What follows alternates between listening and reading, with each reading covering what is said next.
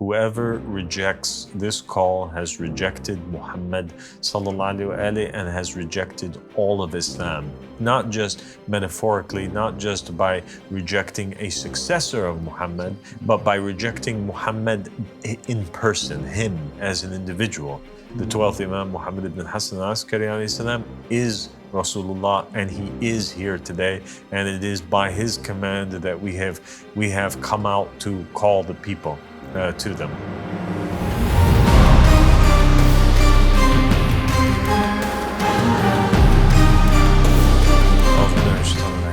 بسم الله الرحمن الرحيم اللهم صل على محمد وآل محمد الإمام المهديين وسلم تسليما. السلام عليكم ورحمة الله وبركاته. My dear brother, Dr. Ali Al-Ghurifi. وعليكم السلام ورحمة الله وبركاته. Thank you for joining me here today. شرف كبير أن أكون معك وصادق. نورت المكان وشرفتنا أشكرك وجزاك الله خير. نورك وصادق. Dr. Ali, today we want to talk about an important topic. It might seem at first a little bit complex, but it's actually quite simple. It's one of the central things, the core beliefs of our dawah, and that is the multiplicity of the Imam, of the multiplicity of the Mahdis. Okay? And that is the existence of more than one person that bears the title Mahdi. I think in Islam, for the most part, most people up until recent years have considered that there is going to be one Imam Mahdi who will appear in the end times, and he will appear simultaneously with Jesus Christ.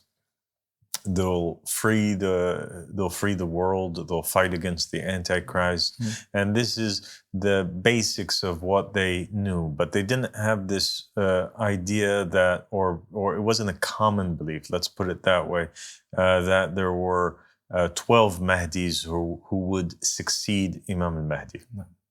And to explain it briefly, we have God sending in every day and age a vicegerent, starting with Adam, who's the first caliph, the first representative, and going all the way down until the current day and age. The narrations of the Ahlul Bayt alayhim salam are extremely clear that God cannot leave the earth without a vicegerent or without a representative.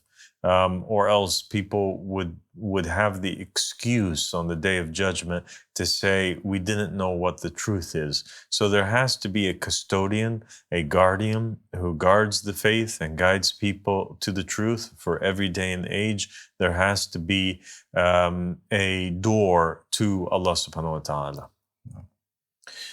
When God sent down Adam and the prophets leading up to the Prophet Muhammad, the final of them all, each and every one of those prophets, God had blown in them something of his light, something of the veil, which we clarified in the last episode, that the veil is the Ahlul Kisa alayhim salam. So a part of their spirit was in each and every one of the prophets and the messengers. And that's why some narrations state that the initial prostration that the angels made to Adam was not to Adam himself, but rather to Muhammad, or other narrations state to Ali, who was in the loins of Adam. And it is because of that spirit. That spirit is from the Ahlul Kisa alayhim salam.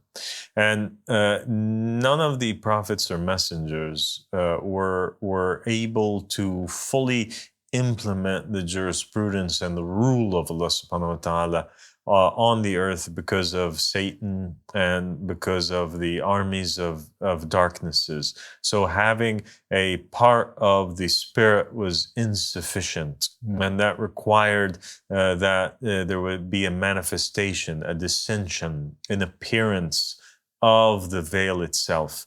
And we spoke about how Jesus represented the first appearance or rise of God in creation. And that's why he's mentioned by that title, the rise of God in Sa'ir, in the du'as and the narrations of the Ahlul Bayt alayhim salam.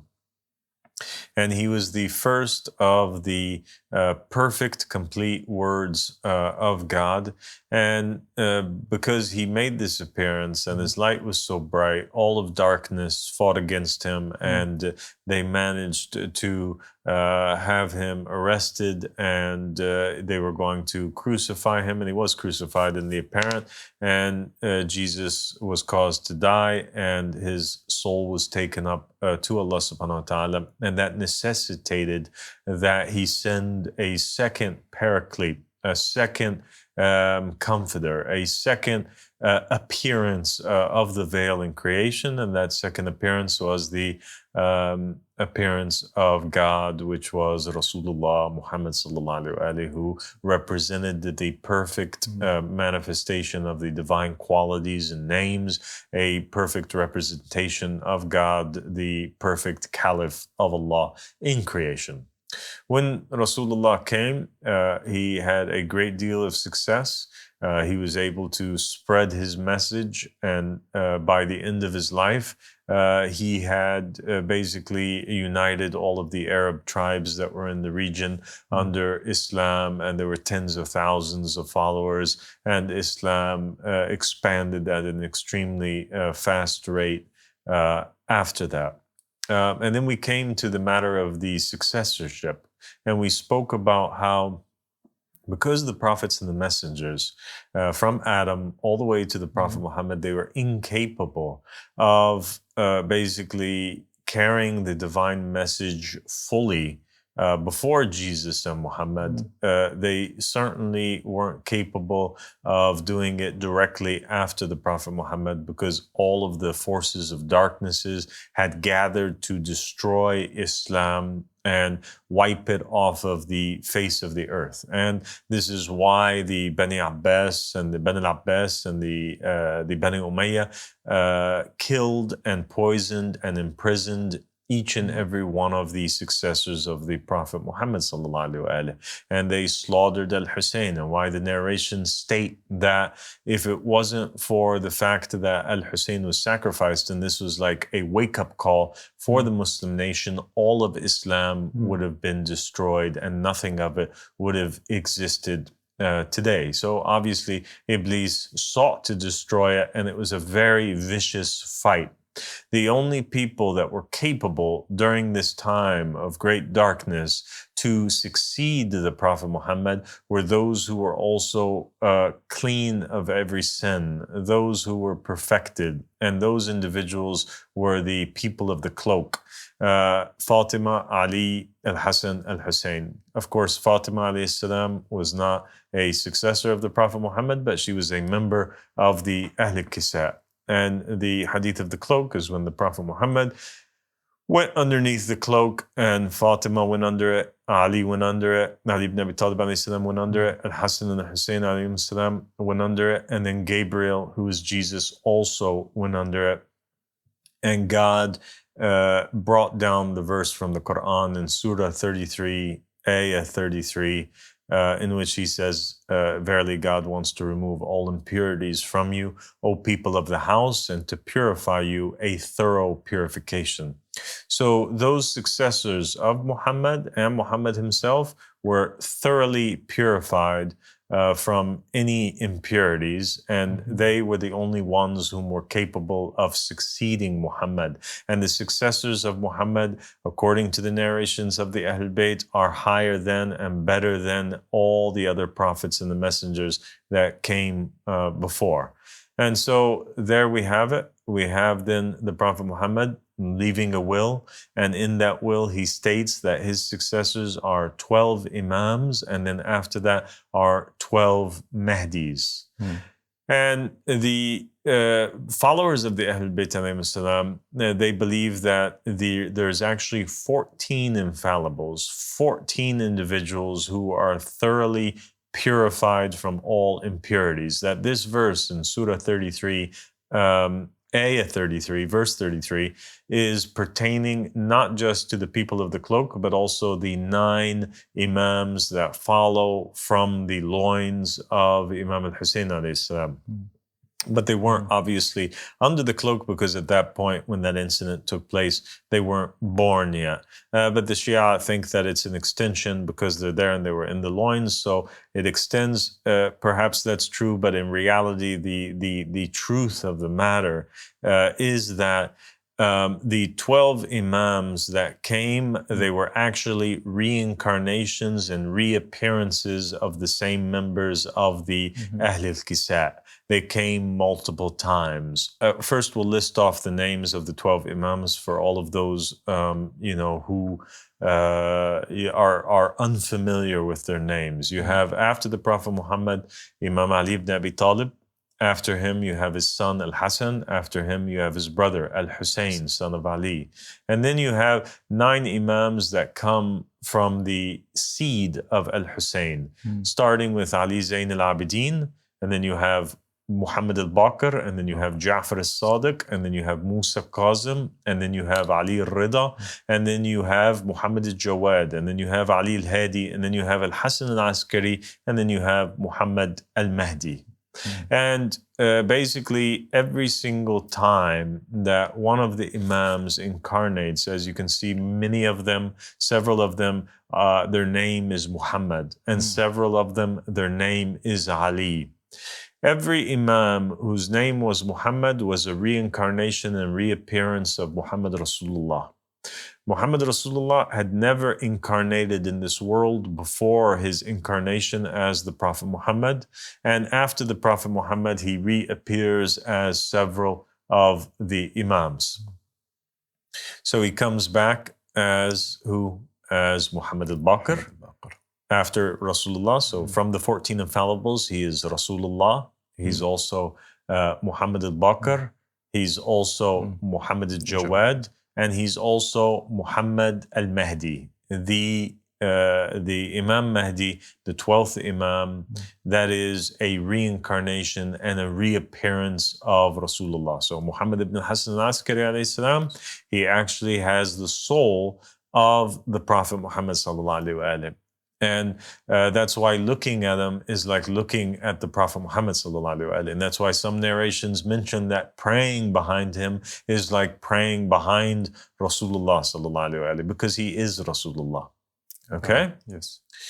And he's the one who sends forward the Mahdis, and they're named after him because he now serves as God in creation, and he sends forward the messengers. So Rasulullah Muhammad, he sends forward the Imams and the Mahdis, and Imam al-Mahdi, who is Rasulullah Muhammad, sends forward the Mahdis and serves for them as their Imam and their guide and their enforcer and the person who sends them, and is delegated the affairs of creation.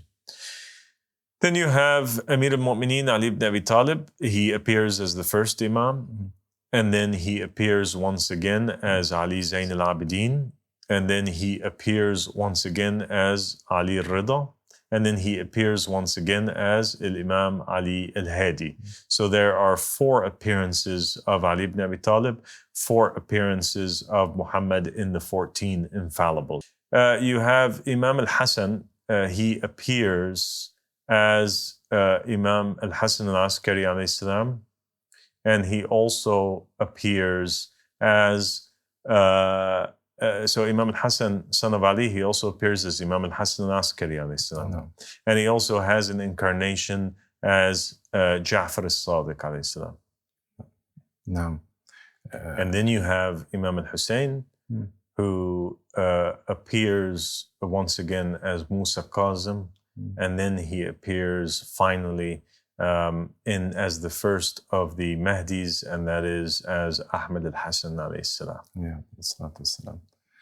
صورة جدا يعني رائعة حقيقة بالتصوير انه كيف اهل الكساء عليهم افضل الصلاة والسلام يعيدون يرجعون في انكارنيشن او في رجعات ثانية اللي هم يمثلون الائمة الاثني عشر. وهنا أنا بالصادق يعني حضرتك وصورت أنه التصوير رائع حقيقة يتناسب مع القرآن، وفضلنا الأنبياء بعضهم على بعض، والظاهر أنه يعني قبل محمد صلى الله عليه وسلم أو قبل عيسى كان التكامل في الأنبياء بدرجة أقل، وذاك كان حجم الظلمة اللي تواجههم كانت أقل. أو تتناسب مع حجم النور اللي قدروا يوصلوا لها هؤلاء الأنبياء. ولكن في زمن محمد صلى الله عليه وسلم كان تكامل جدا كبير، ولكن الظلمة كانت جدا في نفس الوقت متوازية مع هذا النور اللي عند محمد صلى الله عليه وآله وسلم. وهو النبي الخاتم الذي سيظهر الله جينا على الأرض. Exactly.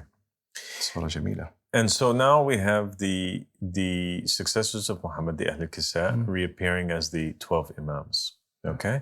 So then the question arises, okay, well, what happens after the 12th Imam? You know, is it Judgment Day? Does creation end? Well, the answer is no. Creation continues. The Qiyamah does not happen right after the 12th Imam. This mankind does not go extinct. And if mankind does not go extinct, then the people questioned, they asked the Imams, over the centuries, they said, okay, well then, who comes after the 12th Imam? You guys said that God never leaves the earth without a hujjah.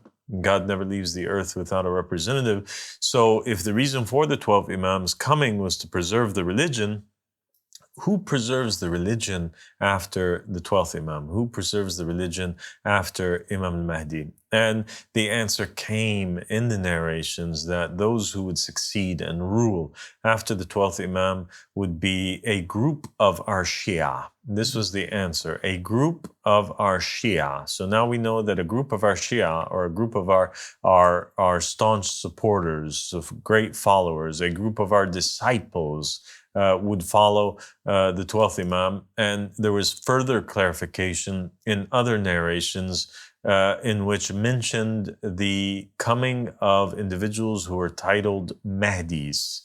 And the Mahdis, they appear in narrations that there will succeed the Imam al-Mahdi 12 Mahdis, and it also appeared in the holy will of the Prophet Muhammad sallallahu alaihi wasallam, where on his deathbed he says that after him will be 12 Imams, and then after that will be 12 Mahdis. So now we know that a group of the Shia of the Ahl Bayt alayhim salam would return as or succeed the 12th Imam. So if the 12 Imams were reincarnations of the people of the cloak or the Ahl al-Kisa, then who are these 12 Mahdis who appear after the 12 Imams?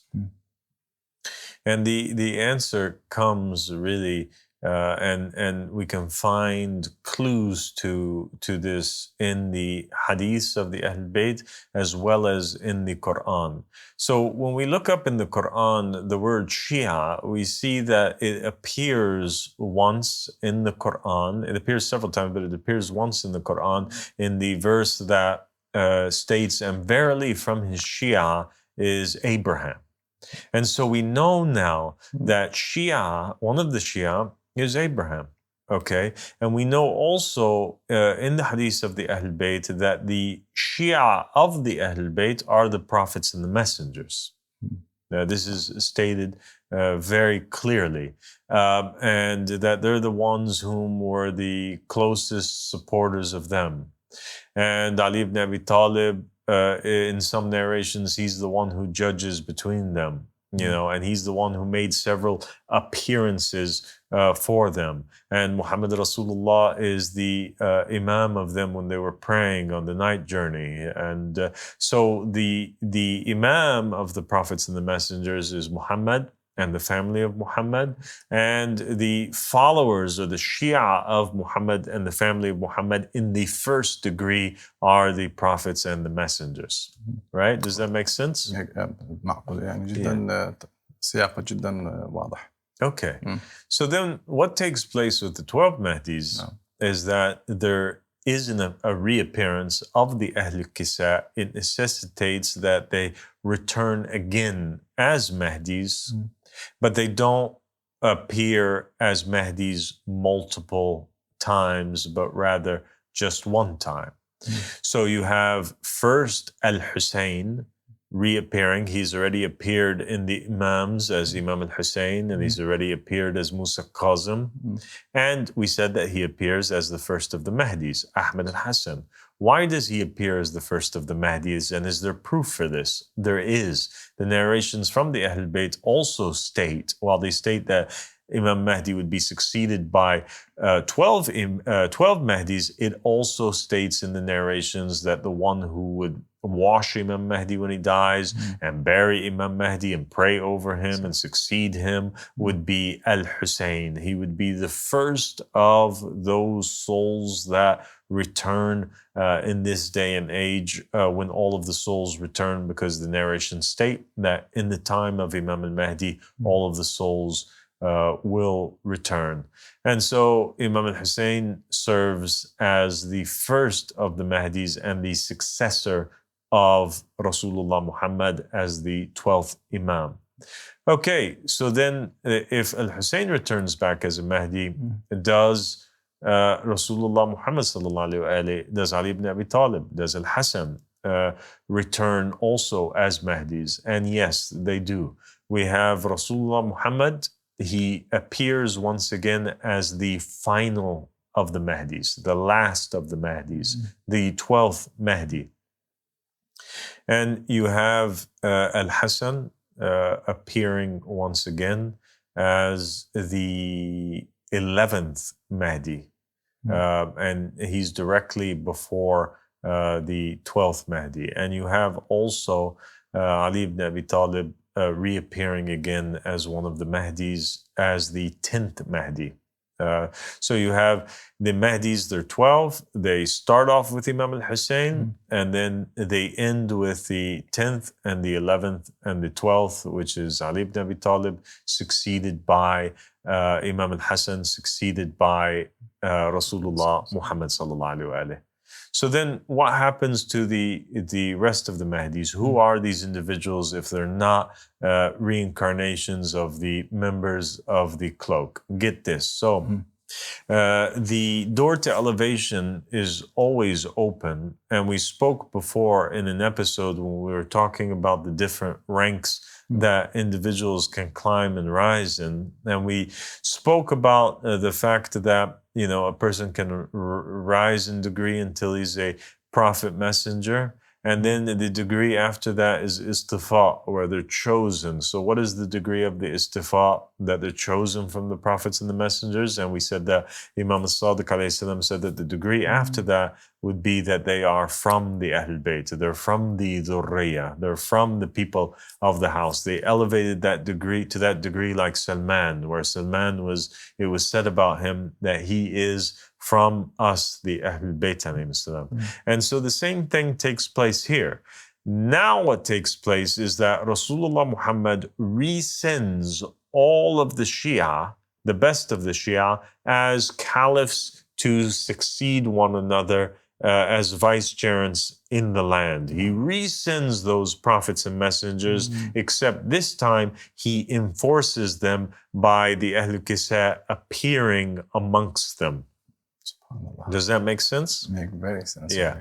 So now the prophets, they appeared as, first they were normal people. They believed in their dreams. They became prophets. The best of them were chosen to be from the 313 messengers. The best of them became Ulil Azm prophets. Those Ulil Azm prophets, where can they go after that? They can only be from the Ahlul Bayt alayhi salam. And so you see those Ulil Azm prophets all incarnating as Mahdis. So you have Jesus, who's in Ulil Azm, and also he's a member of the Ahlul Kisa. He appears as the 9th Mahdi. Okay? And then you have Noah, who is one of the Ulil Azm messengers. He appears as the 8th Mahdi. And then you have, for example, you have Abraham, and he appears as the 6th Mahdi. And you have Moses, he appears as the 3rd Mahdi. And then you have also a companion of a covenant, although he failed in his first covenant in the sense that he didn't have enough determination to be an ulil azm prophet, but still, because he was a bearer of a covenant, and that is Adam, he reappears also and comes back as one of the Mahdis. And so now, how many do we have? We said we have Rasulullah as a Mahdi, we have Al-Hassan as a Mahdi, we have Al-Hussein as a Mahdi, we have Ali ibn Abi Talib as a Mahdi, and we have the Ulil Azm messengers, plus the covenant prophets. So you have Adam as a Mahdi, Noah as a Mahdi, Abraham as a Mahdi, you have Moses as a Mahdi, and you have Jesus as a Mahdi. And then that leaves only 3 more empty slots within the Mahdis. Who do these belong to? They belong to the next 3 closest prophets that had reached the highest degree that could have been from the Ulil Azm but weren't. They end up for certain deeds that they have being selected, and they return as 3 members of those 12 Mahdis. One of them is the Prophet Ismail alayhi salam. And another one of them is the Prophet Aaron alayhi salam. And the last one is Prophet Yusuf alayhi salam. All of those make up the 12 Mahdis. سبحان الله. يعني لا أحد يستطيع أن يضع يعني تطور الأنبياء بما يناسب القرآن والأحاديث حقيقة بهذا الشكل الرائع جدا. يعني لها أساس في القرآن، لها أساس في الأحاديث، ويجعل الموضوع جدا منطقي عند الناس. Yeah, it's amazing. Amazing. And after the 12 Mahdis, it continues. There comes more successors after that. The total number of successors after Imam al-Mahdi are 12,000. And they rule for many, many years. And that's why some narrations say that the rule of Ali ibn Abi Talib is like 40,000 years because of that fact. And so pretty much almost all of the best of the 124,000 prophets and messengers, from the 124,000 prophets and messengers, the best 12,000 of them, and not just them, but also from the Ahl al-Kisa alayhim salam. So a little bit less than 12,000 from the 124,000 prophets and messengers end up returning as vicegerents that are succeeding one another in the land. So the verse from the Quran which says, وَنُرِيدُ أَن نَمُنَّ عَلَى الَّذِينَ اسْتُضْعِفُوا فِي الْأَرْضِ وَنَجْعَلَهُمْ أَئِمَّةً وَنَجْعَلَهُمُ الْوَارِثِينَ. This verse, though, and we want to grant our blessings upon those who were oppressed in the land, and to make them imams and to make them the inheritors. This verse now, it applies, and it's already been said by the Ahl Bayt that this is about the prophets and the messengers and the Ahl Bayt. Now the prophets and the messengers who were oppressed in the land, they get to come back and to actually rule in the divine just state as successors to Imam al-Mahdi alayhi salam, and also become from the Ahl Bayt, and to rise a further degree closer to Allah subhanahu wa ta'ala, and to work side by side with the imams and the people of the house, and return. Subhanallah. يعني هذه رحمة رب العالمين أيضا بالأنبياء السابقين، أنه أعطاهم أيضا تبقى الفرصة، وأعطاهم الفرصة أنه يرتقون حتى بعد يعني كراتهم السابقة، أنه يصلون إلى مرحلة الإمامة، وهذا فشيء جدا عظيم. Exactly. So they all reach that next rank, which is the rank of imamat, and the rank of being from the people of the house, and the rank that is, beyond pretty much like even an Ulil Azm prophet. So it is quite incredible, and it is from the mercy of Allah subhanahu wa ta'ala. So let's name the Mahdis one by one, so that way They can be arranged in the minds of the people, and people know because they'll ask for sure, okay, so what are the full arrangement? We've mentioned a couple of them, but let's arrange them again from the top till the bottom. So first there is the 12th Imam, Imam al-Mahdi, and he is Rasulullah Muhammad, peace and blessings be upon him and his family. He is alive in this day and age. Muhammad has reappeared.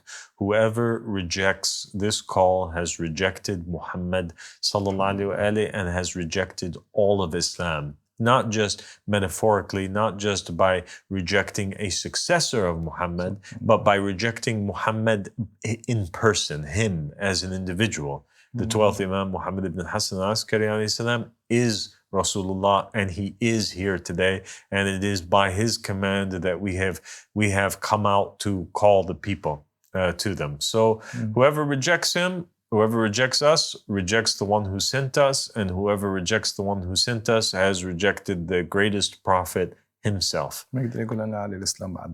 Exactly. There's nothing of Islam after that for them. After he rules, he is succeeded by his son in the soul world and his grandson from his previous incarnation, and that is Imam al-Hussein alayhi salam, the one who is mentioned to be the first of those who have returned, and that is Imam Ahmad al-Hassan alayhi salam. Imam Ahmad al-Hassan alayhi salam, whoever rejects him, whoever fights against him, whoever mocks him or curses him, it is the same thing as mocking and cursing Imam al-Hussein alayhi salam, not because he is a son of al-Hussein, but because he is al-Hussein, son of Ali ibn Abi Talib alayhi salam. And he returns to succeed Imam al-Mahdi, and he is the first of the 12 Mahdis to come. Succeeding the first one comes the Prophet Joseph, and he is the second Mahdi, and he appears as a successor to Imam Ahmad al-Hassan alayhi salam, and his name in the will is Abdullah. The third Mahdi who appears is Musa, and his physical name in this incarnation is Al-Mahdi. And he is the third of the Mahdis, and his incarnation is the Prophet Moses. His soul is the soul of Moses. Moses reappears as the third of the Mahdis. Succeeding him is the fourth Mahdi, and he is the Prophet Adam. After the Prophet Adam comes his successor, and that is the fifth Mahdi, and that is the Prophet Ismail. After the Prophet Ismail comes the sixth Mahdi, and that is Ibrahim alayhi salam. After Ibrahim alayhi salam comes the seventh Mahdi, and that is the Prophet Aaron alayhi salam, Harun. After Aaron comes the eighth Mahdi, and that is the reappearance of the Prophet Nuh alayhi salam. After the Prophet Nuh comes the ninth Mahdi, and he is a member from the Ahl Kisa, and that is Jesus, the son of Mary. After Jesus, the son of Mary, comes his successor, and that is Aliyun al-Murtada. So al-Murtada will be his physical name in this incarnation.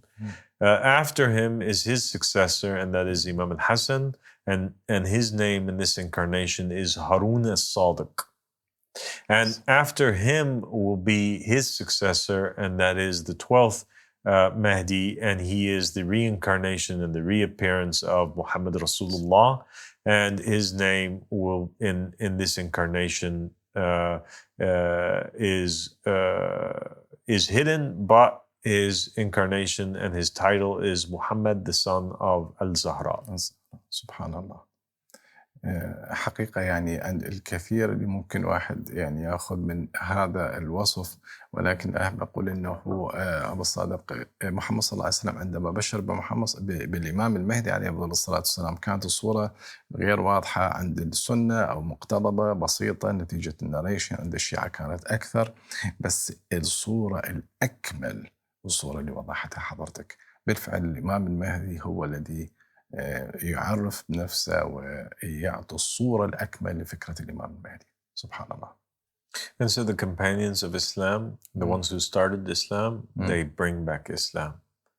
And the prophets and the messengers, they return with them to help, with the restoration and the implementation of a divine just state and Islam in its purest form. And so there's 12,000 successors, but to distinguish between each time period, they're given different titles. And so just like we had the 12 Imams, and then after that, they are 12 Mahdis. After the 12 Mahdis comes another 12 successors from those 12,000, and they are called the Hadun, the 12 Hadis that come and guide. And then after that are the 12 knights or the 12 Fursan who succeed after the Hadis. And as such, every 12 has a title to them that distinguishes them from before, but all of them are Imams, and all of them are Mahdis, and all of them are Hadun, and all of them are Fursan, and. Subhanallah. هاي الصورة العظيمة للإمام المهدي حقيقة ذكرتني برواية كان ذكر أحد الأنبياء أهل البيت عليهم أفضل الصلاة والسلام عندما جاء رجل إليه قال إن نصف صاحب هذا الأمر بالصفة التي ليس فيها أحد من الناس. فكان رد الإمام حقيقة جدا صادم، قال لا والله لا يكون ذلك حتى يكون هو الذي يحتج بذلك عليكم ويدعوكم إليه. فالصورة اللي وضحتها حضرتك للإمام المهدي عليه أفضل الصلاة والسلام بالفعل تتطابق مع كل روايات أهل بيت محمد عليه أفضل الصلاة والسلام، تعطي صورة جدا رائعة عقلية منطقية لكل شخص طالب حق يؤمن بالمنقذ العالمي بآخر الزمان. And it's very exciting too, because and it's the only way to kind of tie in all these different narrations that you have. The existence of 12 Mahdis that succeed Imam al-Mahdi, but at the same time, the return of all the prophets and the messengers in the hadith that speak about the Raja, but at the same time that the return of the Ahl al-Kisa, and that Imam al-Hussein is the one who washes and buries Imam al-Mahdi alayhi salam, and the verse of the inheritors in the land, and all of this could have only been put together, and it's part of that by somebody who is a caliph from Allah subhanahu wa ta'ala, and this is something that Ahmad Hassan salam brought and revealed in this day and age, and we are all lucky to be here, and I thank you, Dr. Ali, for joining me in this inshallah enlightening and beneficial episode.